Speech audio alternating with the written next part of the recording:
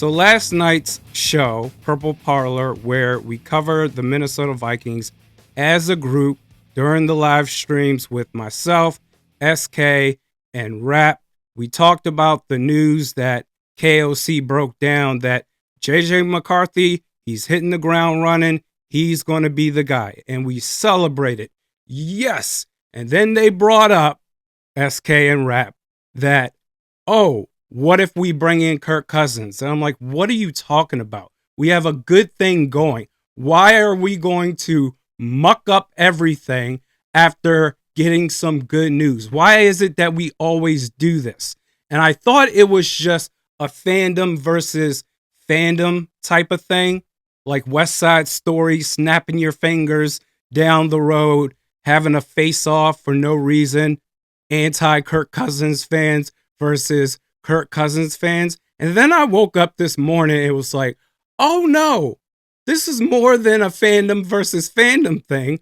This is real. As Adam Schefter reported, that the Minnesota Vikings are one of two teams that are potentially locked in on a Kirk Cousins trade with the Atlanta Falcons. I think he's owed around $20 million and that the Vikings would eat up around $10 million. The other team, not named the Vikings, that's in on Kirk Cousins would be the Pittsburgh Steelers. And you know what? Let me be mature here. As much as I don't want Kirk Cousins around JJ McCarthy, as long as KOC, who has a soft spot in his heart for somebody such as Kirk Cousins, such as Aaron Rodgers, as we've come to find out the last couple of weeks, if KOC can lock it down and set expectations, reasonable expectations, as in, listen, I know that you were a 6-year starter here at some point, but those days are over with, okay? You are going to be the sideline coach for JJ McCarthy. Whatever it is that you think you still have to accomplish in purple, it's over with. As long as you can set the proper ground rules, and as long as Kirk Cousins understands that, I believe that Kirk Cousins could be a good teacher. With that said, I believe that Kirk Cousins would be better off if he is trying to resurrect his career going to the Pittsburgh Steelers. They need a quarterback. And Kirk Cousins, I would imagine, still wants to play. So if I had to guess between the two, unless he's willing to sacrifice money out of the goodness of his heart, I would imagine that Kirk Cousins is going to end up with the Pittsburgh Steelers because that's where he has the best chance to get his career back on track. I don't see a scenario where he comes back to Minnesota. If he's willing to abide by KOC and his rules, and you're not going to do anything else beyond what you did your first 6 years in Minnesota, okay, fine. Who cares? Because, and this may be insecure of me, and I don't care. I think bringing back Kirk Cousins, fair or unfair, invites the one bad game from JJ McCarthy for KOC to be like, all right, kid, you know what? Kirk Cousins, we're going to go ahead and see what you're about now. I want JJ McCarthy to get the full experience to fail in order for him to get the full experience to eventually succeed. I don't want any possible road blockage in the way. I'm just going to put it out there now. Gray Zabel is my official draft crush for 2025.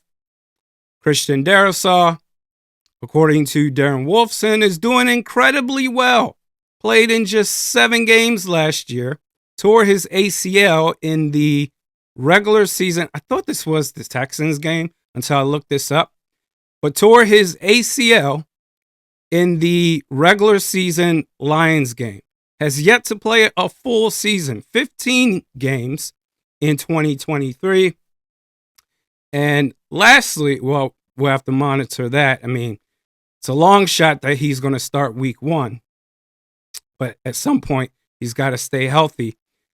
Adam Schefter also reports when it comes to the Minnesota Vikings that the Vikings are one of 8 teams looking to trade back. And I got to be honest, man, after doing, I guess, such a deep dive on these prospects through Purple Parlor at pick 24 or just barely below that, I'm not really interested in trading down anymore unless the trade down is worth it.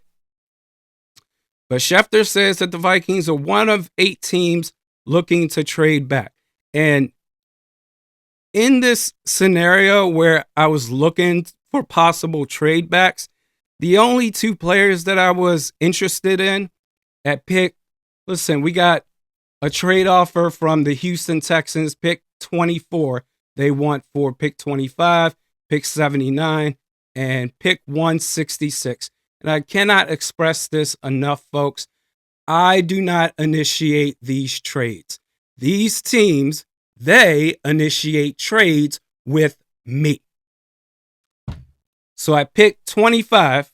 I went with Kenneth Grant. You can't go wrong there. Pick 79. Harold Fannin Jr., tight end from Bowling Green.